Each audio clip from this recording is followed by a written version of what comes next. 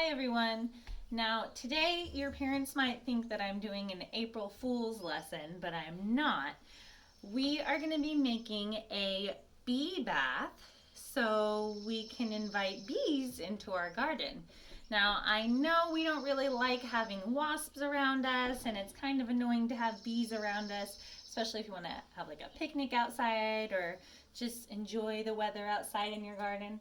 But you guys already know how important bees are to our ecosystem and to our garden. And so what I'm going to be making today is a little place for them to have an oasis. And an oasis is a place where there's a collection of water where everywhere around it there really isn't a lot of water. Now, right now, we're still going to be getting rain this week and next week. So there's going to be puddles here and there, and the bees will be happy with those. But in the coming months, I'm anticipating that it's going to get pretty warm. We're not going to get as much rain, and those bees are going to be pretty thirsty when they're out trying to make their honey.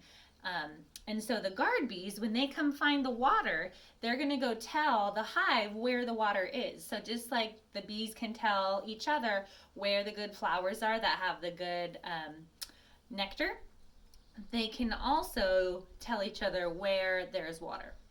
So the thing we want to prevent, we don't want the bees to go into a pool of water, get their wings all wet and drown. So I went on a rock walk this morning and I collected all of these rocks.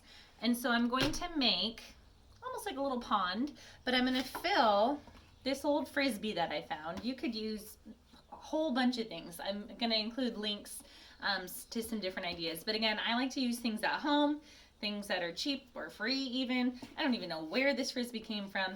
A dog has definitely chewed on it, but my dogs don't really like it. So I'm going to use this.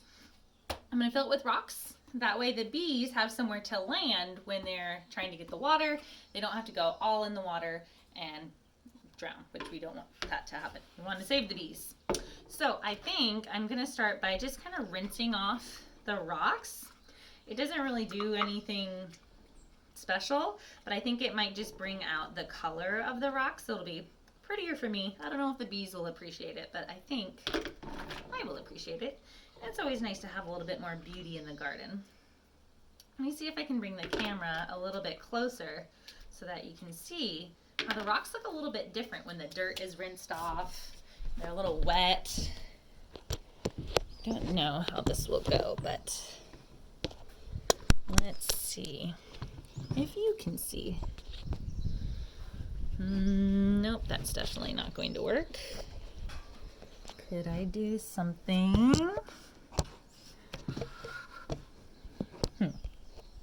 Well, I guess I didn't really think this part through. Maybe I'll just show you. I can do this. Dun, dun, dun, dun. Okay. There you go. You can kind of see those, right? I want to show you this rock that I found that I love. It's kind of in the shape of a heart, so I'm definitely going to put that one right in the middle. I think I'm going to put it here. So let me rinse this frisbee real quick. I know it's going to get dirty anyways, but I'm going to try to start by putting my heart in the middle. I might start with some of the bigger rocks, and then as I go around, I can fill in with my smaller rocks. And I love how when you go on a rock hunt, you can talk about the different kinds that you find. You could talk about if they're rough or if they're smooth. You could talk about the different colors that you find. I tried to find as many colors. I found a few red ones, one that might be kind of greenish once I rinse it off. A lot of black, a lot of white, some spotted ones. Some even kind of sparkle. Some are going to be big and sit out of the water a lot, which kind of reminds me of like a place where you could jump off into the ocean or something. And some are jagged. Some I can make tall or I can lay them flat. Some are pointy. You could even put them in groups. You can count how many you have of each kind. Like I found one kind of, actually I think I found a few of these that have like a stripe So maybe you could find some that have stripes on them. You know, I found all of these right outside my house when I just went on a little walk. I didn't even go very far.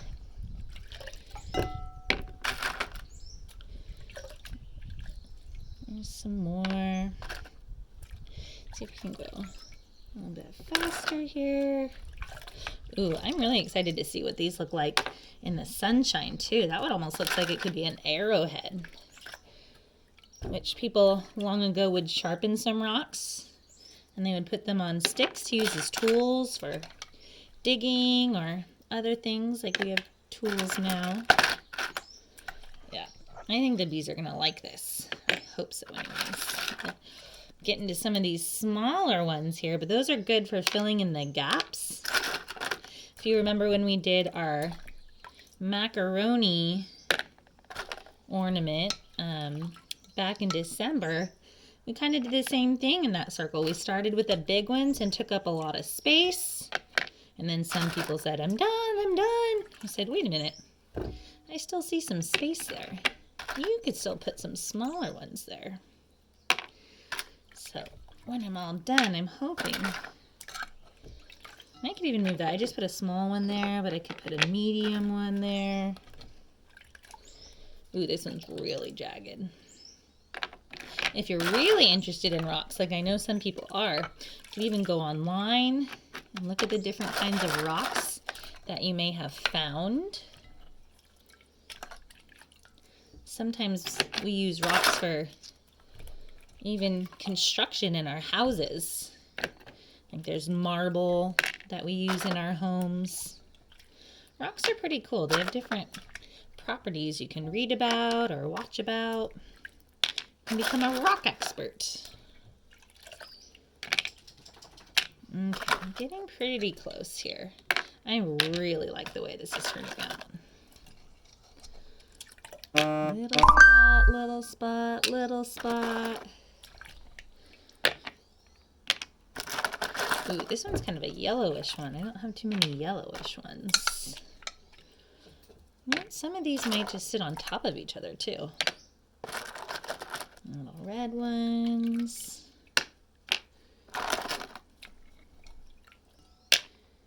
I like these black shiny ones too. These are kind of cool.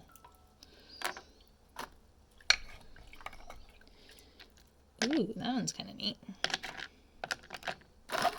That one's really smooth. If I was out by like a lake or a creek, this would be a really good one for skipping rocks. I wonder if you guys have ever tried skipping rocks before. Kind of tricky, but fun. Whoa. Okay, some littles. Now I'm already kind of scooping some water in as I put them there, but I definitely want more water than what I have so far. Okay, that was my last rock that I found this morning. So let me show you what my creation looks like. Oh, this is my heart in the middle there. That's dirty. But yes, I've got all these rocks so the bees can kind of land and get to the water. But I'm going to go get some fresh water because that is really dirty. So I will be right back. Enjoy the view. Maybe you can spot a hummingbird or some bees. I'll show you my bees later, actually.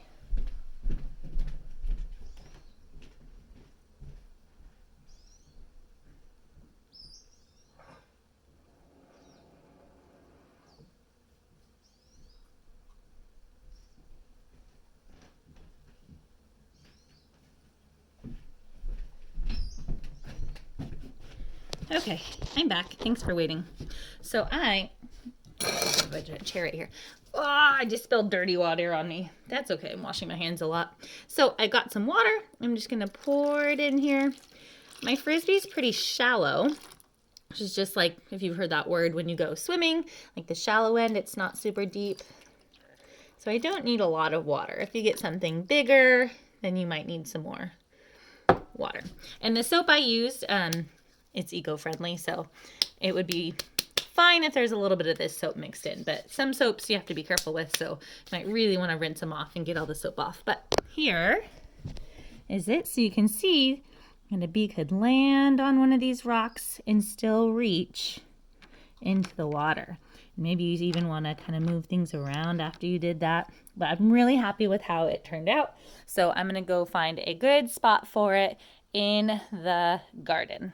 Let's see, you can even come with me. Whoop. Okay, let's go. Whoop. Here's Scout. She's tearing up, I don't know. She found a carrot. She loves carrots. I was also thinking about using that for my bee bath. I don't know why they call it a bee bath because I don't drink my bath water. I don't know about you guys, but I would not do that. So, go in here. Look at my planters.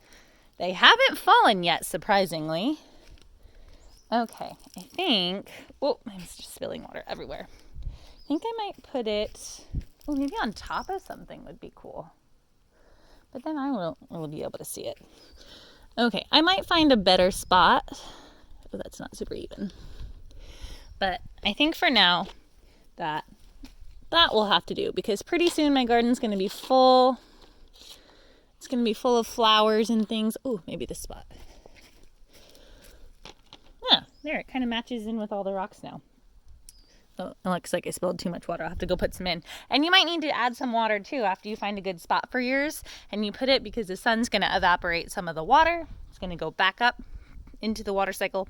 So you might need to add some water every now and then, especially on really hot days and when we get into the summer. But yeah, so I'm super excited. It's almost time to get the plants into the ground, and I'm happy with all the things I added to attract pollinators and make sure they survive. I got all my labels ready so I know what I've planted.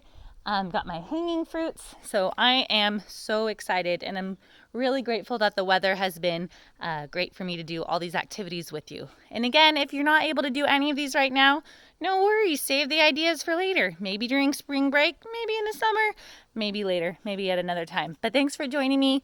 Go check out the other links because there's really clever ideas out there that people come up with. And I know you do too. So I will see you later. Bye.